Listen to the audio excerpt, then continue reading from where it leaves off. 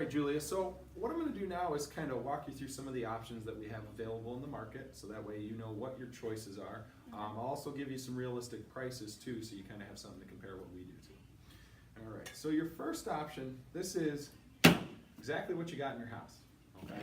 Would you agree that's Gross. pretty similar to what you have right now? Yes. Okay, you can see right here where all the dust and the bugs and the debris, we saw some of that stuff in the back. Yeah. Some other issues you said you're running into are They're really hard to move, and some of them are just like broken. and you said you had a lot of heat coming through them Yes. too. Okay. Some other big issues, well, the heat issue, first off, is because it's a thermally conductive material. So anytime, hot sun's beating down on this, it just warms it up and that slowly transfers to the inside of your house. Okay, along with the glass too, but this is the first thing that it starts with, and then depending on the quality of the glass. Yeah. The next issue, it does get rust and corrosion. So over time, as water sits on this stuff, it will start to rust, which is going to mean that it's not going to function nearly as good as it did. Right. It's a poor value and there's no warranties. Now, no one's really putting aluminum windows in anymore just because of the material it's made out of. And the really only thing that's attractive about them is the price range. Right. You can see these about $200, $300, $400 a piece installed. But I don't think I would be sitting here right now if you were looking at turning around and putting aluminum windows right back into the house, right? Okay. And even at $200 or $300 a piece, it's not what you're looking to spend on this or invest any amount of money into this? No. Okay. So it's safe to say we put this one aside, right? Yes. Okay. Now, the next option that you have is a cheap vinyl window. Okay? Okay. So the first thing I want to talk to you about is the vinyl itself. Now, when it comes to making a vinyl window, there's two types of vinyl that you can use. There's virgin vinyl, which is brand new, it's never been recycled, and then you do actually have what we call regrind. So this is actually a recycled vinyl product. Okay. So there are companies, which you see right here, there's all these pieces and parts of like windows, there's siding, there's all sorts of stuff in there, planters, pots. Well, these companies recycle this stuff and then they put it into a big grinder. And it grinds it up into chunks like this. Well, you have to imagine it's not all going to be the same color, right? No. Okay, so if you get a stain on your shirt, what do you do to get rid of the stain? If it's a white shirt, I should say. I bleach it. You bleach it, okay? So they do the same thing with this material except they use chlorine. Now, if I were to dump an entire bottle of bleach in my washing machine with a shirt, I'm probably not going to pull too much of a shirt out of there, am I? No. Okay. It's the same concept with vinyl. Okay. When you put those harsh chemicals in there to bleach it back to its color, it's pulling out a lot of vitamins and minerals that need to be in there, okay? The thing that's attractive about it, it's super cheap. So that's why companies buy it. Now, the way you can kind of tell if it's a cheap vinyl, if you notice on the window, it's kind of got like a bluish hue to it, okay? And especially if I hold it to something that's like stark white, you'll see a big difference. Now, the reason that is because when vinyl, when it starts, it is blue. And then companies will add color modifiers or color impactors to get it to that stark white and protect it. When it's got that bluish hue to it, it's because it's been through that recycling process. So if you go to a big box store and look at all the windows, the ones that are 150 are one color, and the ones that are 550 are a completely different color, and it's because of the vinyl. Gotcha.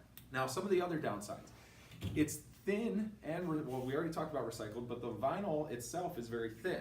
So you'll see right here, this is an exact replica of a cheap vinyl window. We actually cut it into pieces to bring it in. Do me a favor, go ahead and just press on that and see how flexible that is.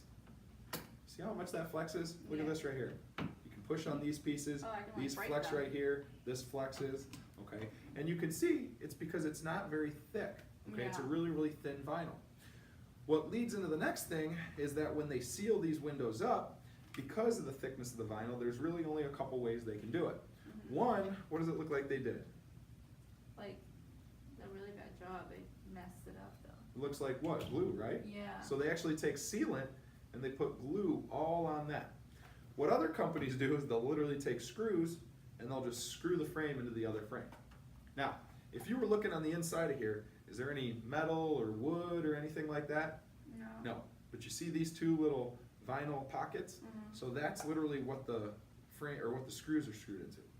Now with vinyl, you got to remember, when it gets cold, it contracts. When it gets hot, it expands. So if those screws are only screwed into vinyl and it's expanding, contracting, do you think it's going to hold it nice and tight? No. No. And now, if you look down here, this is where the windows meet.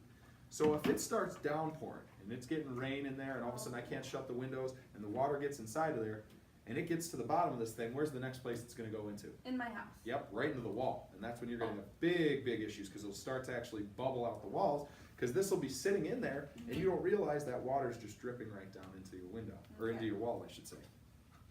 The other downside to it is it gets sun damages and it's chalky. Have you ever walked by anyone's house that has like vinyl siding, and if you rubbed up against it, it almost leaves like a chalky residue on your shirt? Okay, well that is the actual vinyl starting to disintegrate. It's actually breaking down the vinyl. The sun is beating down on it, and because it's a cheaper vinyl, it literally just starts to deteriorate the material. What'll then start to happen is the windows will start to kind of warp, or they'll move, and if that happens, just like those windows in the back, that's when you're sitting here going, trying to push those things open or pull them back shut again. So this is pretty similar to what you're running into. The benefit of them, They're cheap. they're really cheap, okay? Companies that have low grade, builder grade windows, contractor grade windows, they promote just like this, 10 windows, $2,900 installed, or $189 a window. You'll see the advertisements all over. And it's just unrealistic to think that you could go out and get a good quality window installed in your home for $189, okay? The thing that comes with it is little to no warranty at all. So sometimes there's no warranty that's offered with any of these products at all, okay? So let's imagine I come in here, we rip all the windows out. We put these cheap vinyl windows into your home. What's your advantage on doing something like that? It's new. It's new, okay, and it didn't cost you too much to do, all right? The disadvantages you would have, it's the same thing you're running into. They break down and they get chalky, they're gonna be hard to open and close, you're really not gonna get any kind of warranty on it, and the lifespan on a window like this is about 2 to 3 years. So I'll have to do it again. You probably will have to do it again. Now, the companies that offer this, there's a ton of companies out here that will be, half the price that we are. And they'll try and tell you, yeah, it's the same quality window that you're getting over there. And it's just unrealistic to think that someone could offer an exact same product for half the price. Now, what those companies' business models was geared towards when they started was lower income properties, rental properties, hotels, businesses, places where people, let's be honest, you don't really care about the quality, it's more about what? Price. Right. Okay? So their plan of attack was perfect for that. But if you call up and say, hey, I want vinyl windows in my house, do you think they're gonna tell you no? Absolutely not. They'll still go out and try and sell them to you. But it's deceiving, and the thing that happens is people see that low price number and it's hard to let it go, okay? But after going through this, does it make sense where those low price numbers come from? Yes. Okay, and do you think if you put these in, you would really have much of a different outcome than what you're currently running into? No. Okay, so even if someone came in and said, hey Julia, we'll do your whole house full of windows for $4,000, do you risk spending that $4,000 and taking the chance on the windows? No. Okay, so is it safe to say this is not what you're looking to do? Yes. Great. Now, the last thing that I want to show to you here, Julia, or your last option, before I get to mine, is what we call national brand windows, okay? The way I explain it, it's like the Honda, I'm trying to think, the Fords, of the car industry. There's window companies that have that same name. When you go out and you purchase a Honda or a Ford, or you buy an Apple product, or you buy a big company's name or product, or I should have said it already, you're buying the name is what you're doing. Yes. You're literally going and you're purchasing the name because you trust that they make the best stuff. Yes. Now, that's not to say that each one of those companies that's as big as they are haven't put a product out before that was not nearly as great as some of the other stuff they have. Correct. So with national brands, that's kind of what happens, is it becomes very confusing because you'll see one company and they offer 15 different types of windows. So me as a consumer, if I buy the name, I'm assuming, hey, I'm getting a good quality window. But it's confusing because there are so many options. Now, national brands, they do what we call a Me Too approach. They manufacture one window and they now say, hey, you can use this in the entire country. Julia, if you lived in Arizona, do you think you'd want to put the same window in as if you lived in Colorado? Okay, why not? Temperatures are different. Absolutely, it's completely different temperatures. And here in Florida, you would agree, we have a very unique temperature down here, right? Hot. Yeah, hot. And then it rains and it gets a little cold throughout the year, so it's really, really wacky. It's not built for the Florida climate, okay? These national brand windows are not customized for what we have down here. And from sitting with you, we've decided, or you've decided, you definitely want to have something that's more custom for Florida, correct? Yes. Okay. It's very confusing, like we talked about, and it's a really, really poor value, and you get limited warranties. Now, anytime a company gives you a lifetime warranty and they put the word limited in front of it, that's their engineers telling you, hey, we're not really sure past this time frame that this is going to continue to work anymore. Okay, so this is a national brand window.